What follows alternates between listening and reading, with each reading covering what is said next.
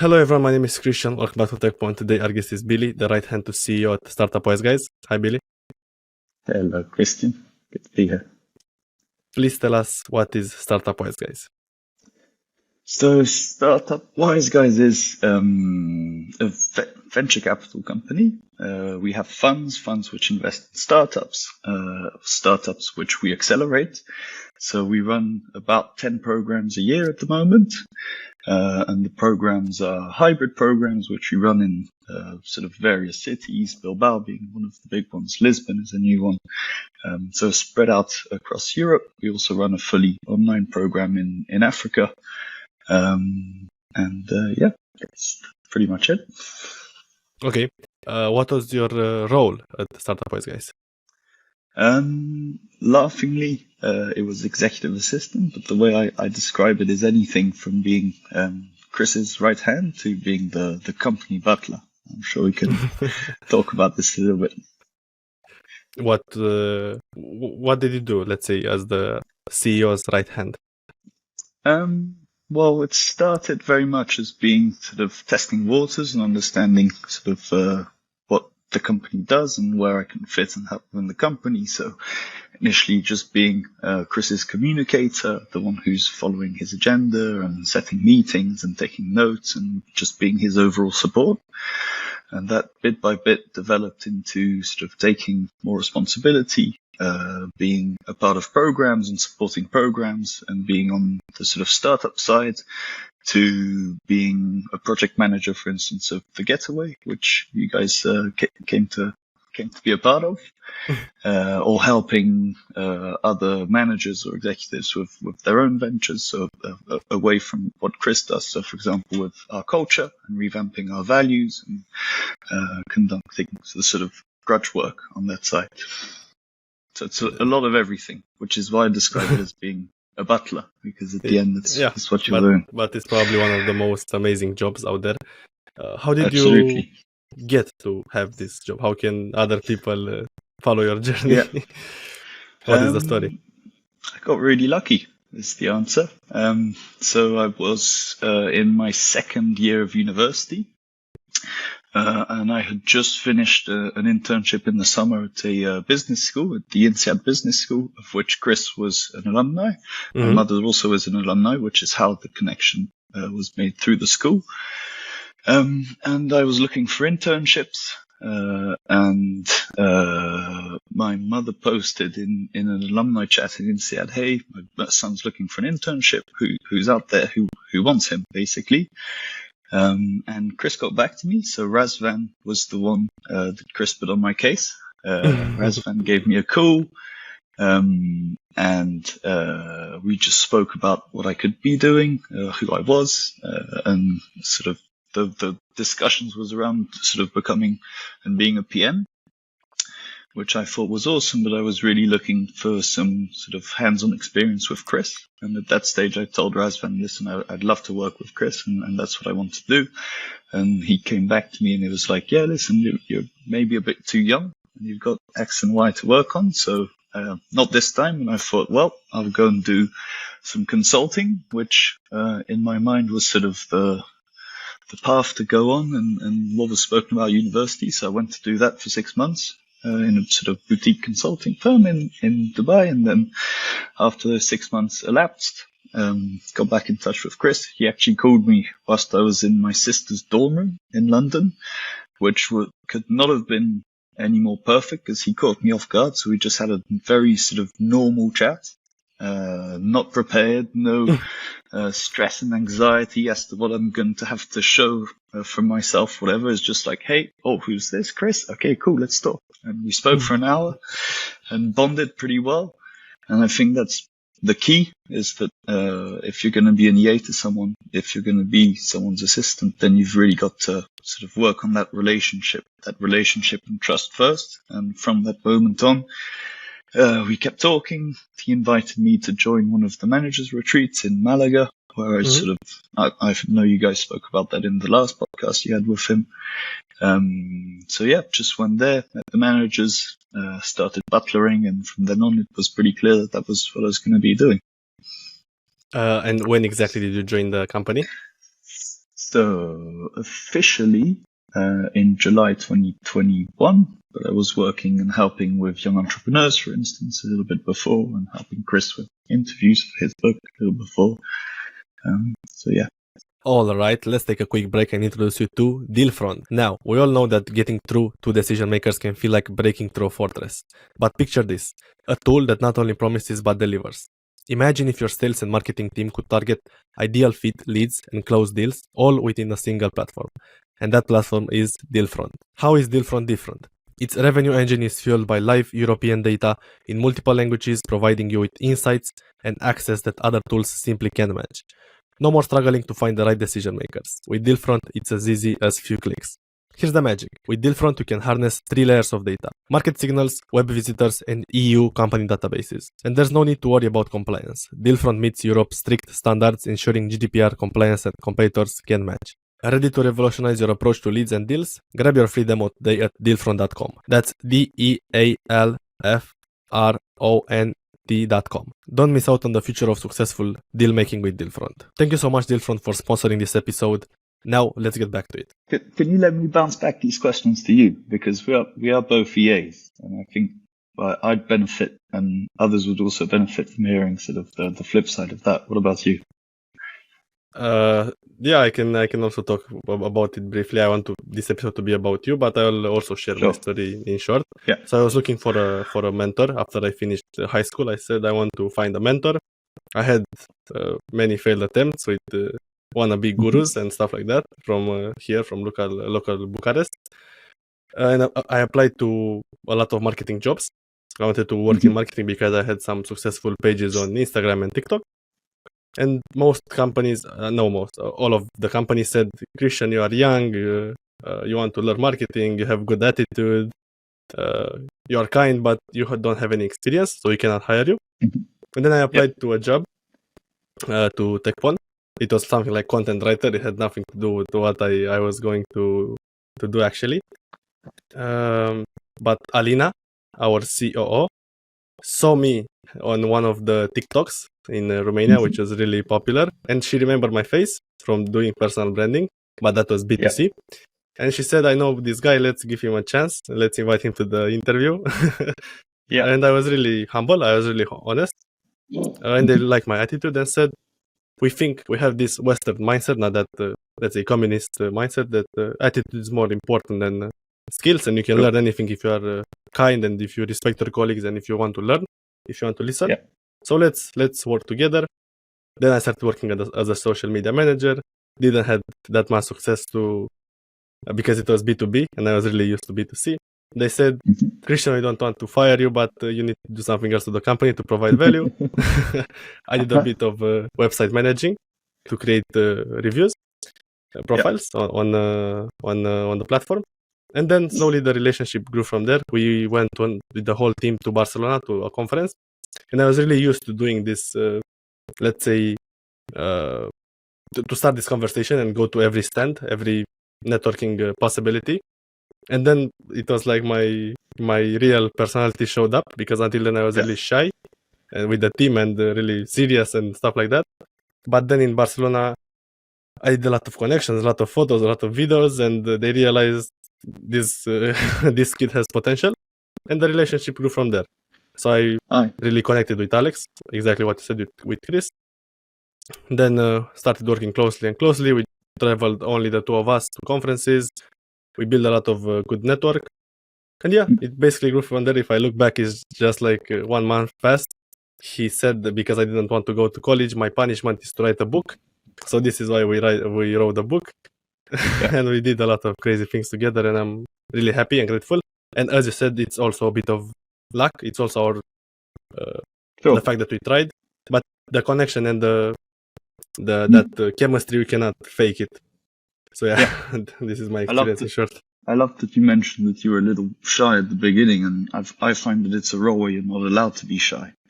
You've really got to be yourself, and you've really got to put those aspects of your imperfections, your authenticity outside, because otherwise people aren't going to trust you, and the relationship with someone who is important and has a busy schedule is just going to be overlooked. So I resonate with that. Right. And during your time at Startup Wise Guys, you also organized the Gateway. Please tell us your experience with that. You brought 200, 300 people to Bilbao, Yeah. all founders or investors. How was that? Yeah. Timing, It was pretty lessons cool. learned. It was pretty cool. So most of my work before that was very much internal. So a lot of the things I was doing was helping managers with XYZ and helping Chris with this and that. So I hadn't been so much with the startups and even less in contact with the investors. And to add to that, even less in contact with the idea of what the Getaway was, since I just joined, and the Getaway they did before that was 2019, so before COVID. So I had no sort of idea or grasp of what that project was. And so, yeah, I got put on it, which was a big responsibility, a big step up from sort of doing the daily work that I was used to doing, and sort of from there, really, yeah, it all got really simple when we started planning, because once we started getting the idea of what it was going to be, actually, it started with the concept, which we pinned down as being a startup festival. And we didn't want this to be a typical conference. We didn't want this to be a place where people just come, have coffee, drinks, and then talk one-on-ones, and then maybe hope for an investment or not. We wanted this to be a place where people bond, and the public anyway was going to be internal and related to Wise Guys. So Yeah. People really needed to know why they were there and why they were sharing this experience. And from the moment we nailed that, then it was super simple. It was a matter of sort of going to different vendors, going to all of the different sort of players that are going to be there, from the stadium in San Mames to the food, catering, and the activities, and having also the opportunity to work with an agency, so the Yellow Bee. Big shout out to them because they were awesome. And yeah, just working with them, collaborating with them. Events are pretty stressful things. There's a lot of moving pieces that go into one very sort of small moment in time. So it's about nailing those, Yeah. and having the attitude also of being like, okay, shit's going to hit the fan. Things are going to go wrong. And we're going to have to just be there, be present, have a smile on our faces. And at the end of the day, make sure that the crowd is happy. It is a lot about people pleasing and being there for others, which is something that's recurring actually in this EA role. It's about being there and present and making sure people have a great experience. And to be fair, I'm pretty good at that. So it was all about just aligning those pieces. Great answer. Great answer. If I can ask, you were at the Getaway, so what was your impression of how it went? This is what I wanted to add. It didn't feel like a conference. It felt like a union, like a family. Family probably is big. It's a big word, but it was really nice that we had activities all the time. At conferences, you are just you have this big gala. You network. It's okay. You have some speakers, but then it was really thoughtful. This is what I appreciated, and you had experiences all the time, meeting new people, also speakers, also on the stadium. I love that. It's fantastic. People remember that. You cannot forget that Startup Wise Guys invited you to be on San Mames to do a presentation there or to watch a speech. So it's something memorable. It's not a conference. I wouldn't call it a conference. It's like a gathering. I really enjoyed it. Festival, yeah. Better. Yeah. Because festival it's a bit impersonal, I think. Sure. It was a tribes festival. Yeah. Maybe a way to see it. But yeah, there was some complications in the sense that the destination in itself didn't sell. So Bilbao to a lot of people is a place in the north of Spain where it rains, and we had to make sure that in terms of what we're doing there and to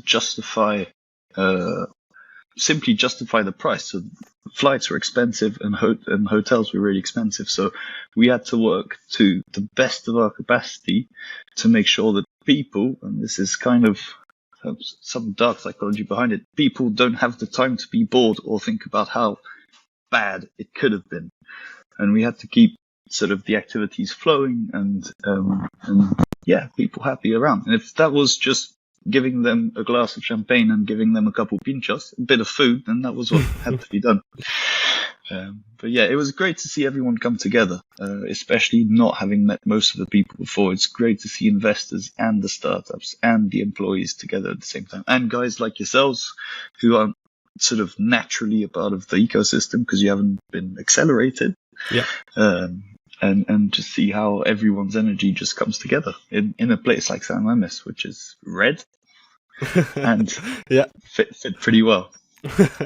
No, I love it. In my mind, it's like a story that was like 3 hours and it passed those days. But yeah, I loved it.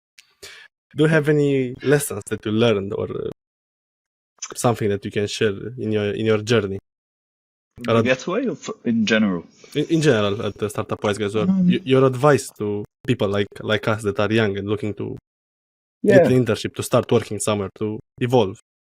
I think you guys talk a lot about it, and you talk about being humble, and humble is a part of it. Having humility is also a part of it. But I think when you're an EA, you've got to understand that at the core you're going to be in the background. You're going to be helping, and that comes with a lot of privilege because you're not the face of anything. You don't have to come with the pressure of being in the forefront and having to answer people's criticisms and things like that. You're actually in the back and you're actually the person doing the work and you're owning that work.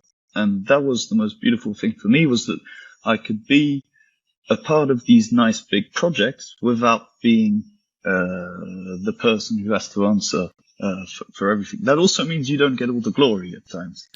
And I know that Chris did a great job at sort of trying to say thank you and be up there and recognizing me as he does. He's quite draconian as a person, so that's not natural for him to do.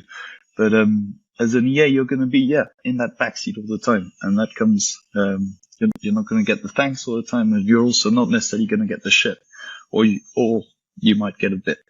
But you actually get to work on things. You get to know the ins and outs of projects. You get to understand the mechanics and the procedures and the processes that got you somewhere. And that is really valuable. And that is sort of all you really need to get experience. Well said. Yeah. I think at our age, it's the best position to be in. When you are near a successful person or a great CEO, and you get some advantages also. Not taking full responsibility. This is also what Alex told me. Is like, Christian, you founded Tekpon, but without your own money, without your own name, without your own risk. You see all the process, mistakes, things that we do right, but no risks for you. No, So I love it. It's true. That's what we do to gain experience, right? And I think, when I joined the company at first, I was literally thought I have nothing to give to Chris. Like, this is all created inside of my mind. Of course, I have a lot to give to him, but this is where I came from. But it was a passive thought that finally went away. But that made me also understand that there's a lot of people give their perspective on things. Or their opinions on things, and I didn't have much opinion to give, but I had lots of perspective that I could give, and I couldn't be the person who said, I've done X, Y, Z, so this is what I give to you, but I could, and throughout life, figured out ways to do this, but put yourself in Chris's shoes, put yourself in the company's shoes, put yourself in people's different perspectives, and allow that information to reach Chris, to reach sort of his thoughts and minds. And that was I think for me, the segue into flourishing in this role was to give perspective instead of opinion. Absolutely.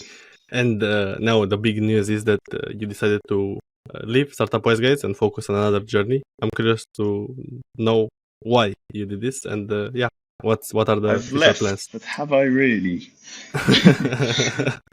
I don't feel like I have completely, but yes, indeed, I've moved on, and so as we were talking about before this started, going through uni and going through work, and I felt like I'd been rushing a lot into a career that I feel can always be there.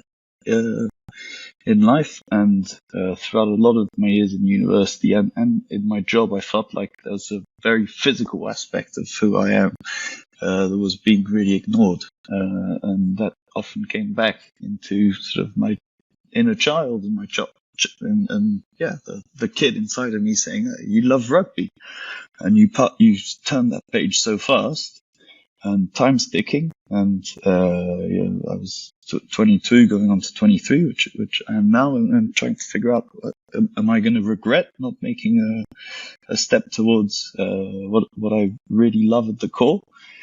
And that was the only question I really had to ask myself. And then one thing led to another. Some guys, again, relationships. One guy puts you in touch with another, and he puts you in touch with somebody else. And lucky enough, I got in touch with this team here in New Zealand, and 6 months after, I'm over here.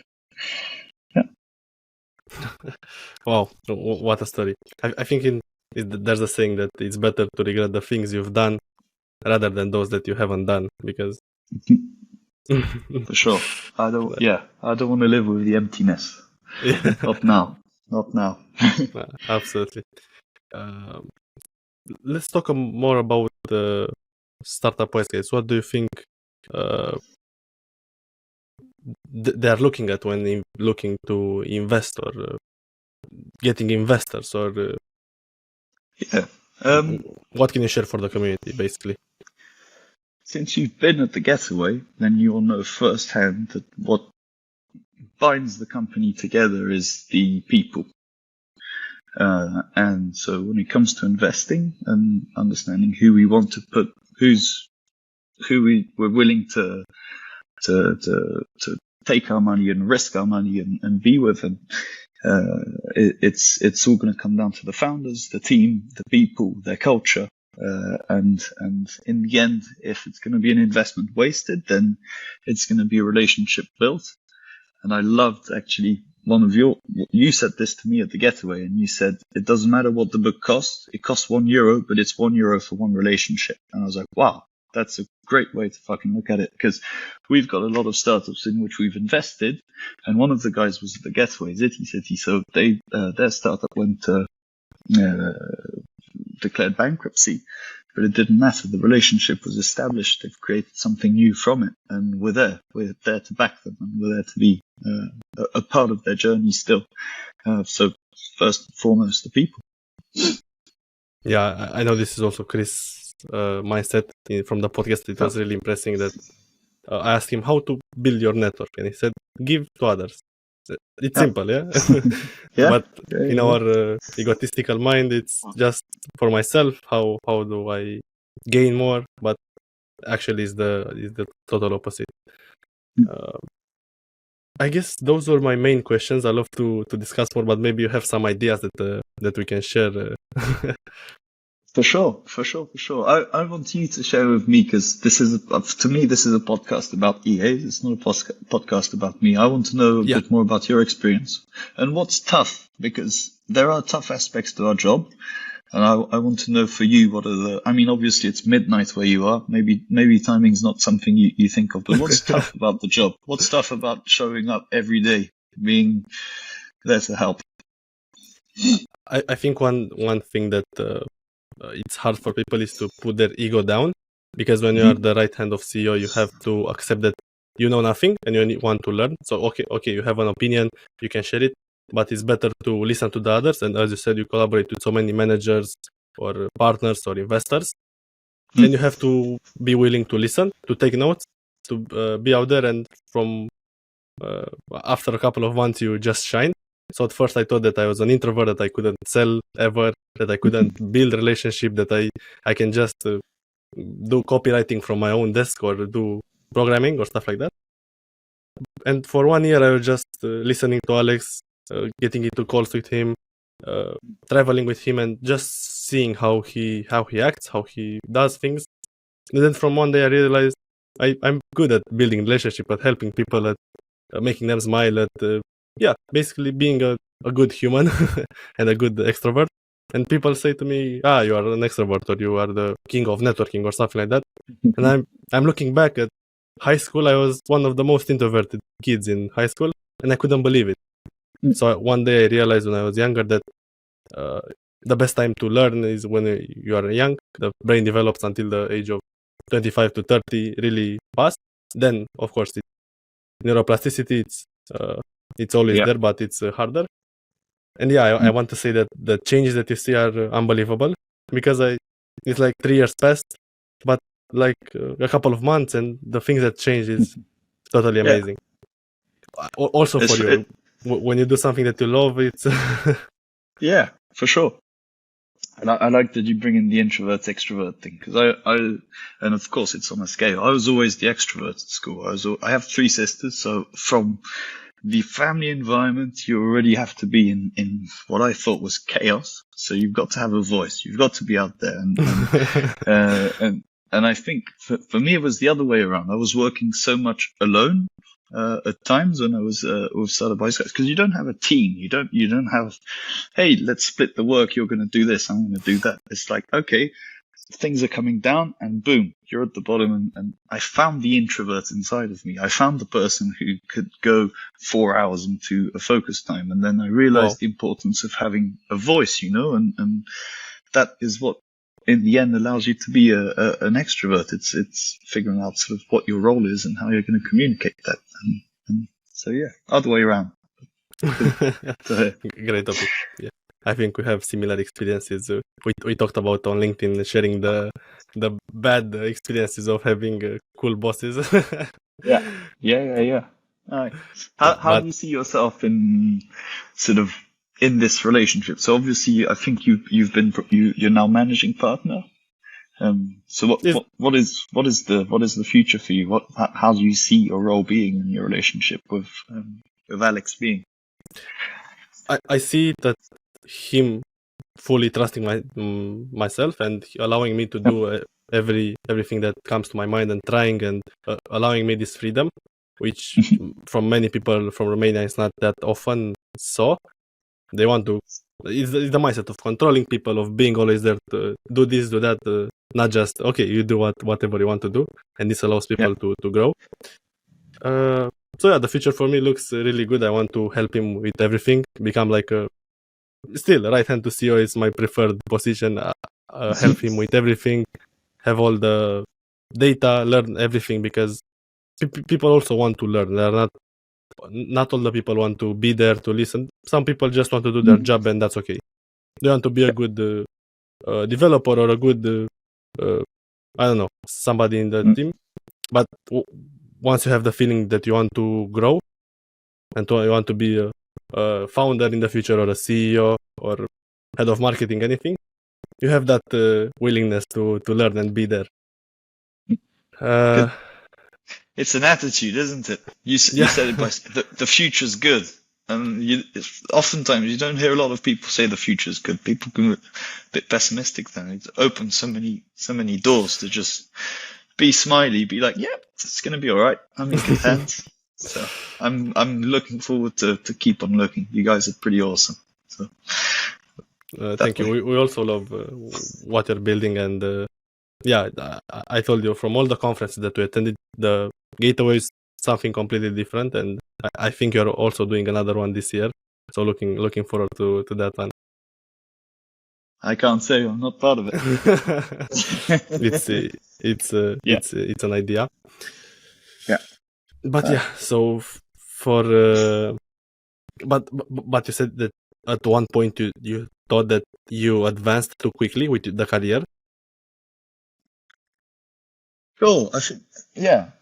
I think everyone will resonate with this, in the sense that if you go from school to university to a job, and especially I went through university having 2 or 3 side jobs all the time to make money. I was teaching English. I was working for an incubator for newcomers, so refugees that come and are starting to start their businesses. I was working in cafes. I was babysitting, and I felt like I was giving all the time, and it didn't matter in the principle. I love to give, and I'm not that fussed on receiving. I know things come and they will, and life's about sort of give and take, and got lots of patience for that. But I felt like I was rushing in the sense that I never had a month to think, where's my life going?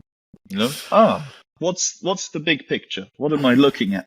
What are the adventures? What are the stories that I'm going to be able to tell my grandkids?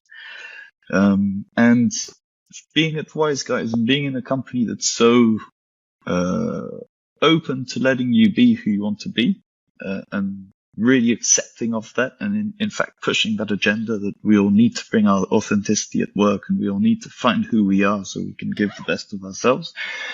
And then I was in my room in Tallinn in this dark, cold night as it is over there, just thinking, boy, I'm really proud of where I am, and I'm really happy of what I'm doing. But I need an adventure. I'm an adventurous person. I need to take a risk. I need to go out there and do something, because I love being an EA, but I can be an EA in 3 years. And at this moment, I'm 22. And I love rugby, and if you know a little bit about rugby, you know that your body's going to take a bit of damage, and you can't do that when you're 25. Right. And so that was just so a couple nights of sort of staring at the ceiling, wide awake, thinking, how the fuck am I going to tell Chris, someone who's put and risked so much for me, and is sort of hands-on into my development and learning, and eventually. And I was sending him text, we need to talk, like you do when you want to break up with an ex, we need to talk, we need to do this and that. And it was at the getaway. At the getaway, he was there, and I was like, I took him to one side and I said, listen, I need to get this off my chest, because I want our relationship above all to be sincere, to be intact and to sincere, and this is what I want to do. And he responded in the most fantastic way. You looked at me in awe a little bit and went, fucking congratulations. And he repeated that twice, and the second time it sank in. And I really felt like this man cares about our relationship. Whether it's for profit or whether it's for having someone by their side, they care about it. And that's what's important. And he just said, listen, I've been there, and he had done professional sports as well before, so he understood what it took. And basketball, exactly, yeah. And he just said, listen, like, I'll see you whenever I see you again, and you go do what you got to do, because I don't want you living with any regret. And I was like, whoa, that's like, it matters. It matters when someone you look up to, and who is your mentor, and who you look up to for validation, and these sort of things gives you that validation. It's like, I made a good choice, and I'm going to do everything so that our relationship stays intact and great, because it's something I value. So that was the process. I love this, and I love your guys' mindset, and also Cristobal, I really appreciate, because in that point, you have to think about the person's wellness first, and then he can do a good work. If he's not happy, it's not worth it. So, no, I just love it, and the podcast, and it's so deep. So, I love it. Cheers for this. Yeah. Thank you so much for joining the podcast, and I really appreciate all the honesty, the transparency, and the lessons learned. I hope to see you soon. Maybe I come to New Zealand one day. If you're around, please do. Please do. There's a lot to see down here. You guys would love it. Yeah, and I wish you all the best for the future. I think this is a bold move that you have to take. Otherwise, you'll feel it in your heart all the time. I had let's say similar solution, similar problem with the college. I was doing the college at the same time and Tekpon, and I had this fire in my heart that I need to quit it because it's wasted so much time and I learned nothing. And everybody tried to stop me, parents, friends, other relationships, even colleagues, even Alex told me don't quit. But the fire was that big that I couldn't stop it, and I felt that I need to focus and do this because I love this, and quit college and moved on. So I know how this feels. You cannot hide it from yourself. And you get to tell people now, I made the right decision. That's a good feeling. That's a good feeling. Yeah. And you can tell yourself that, which is even better. All right. Thank you, Chris. Thank you so much, See you Billy. soon. Thank you so much. Cheers.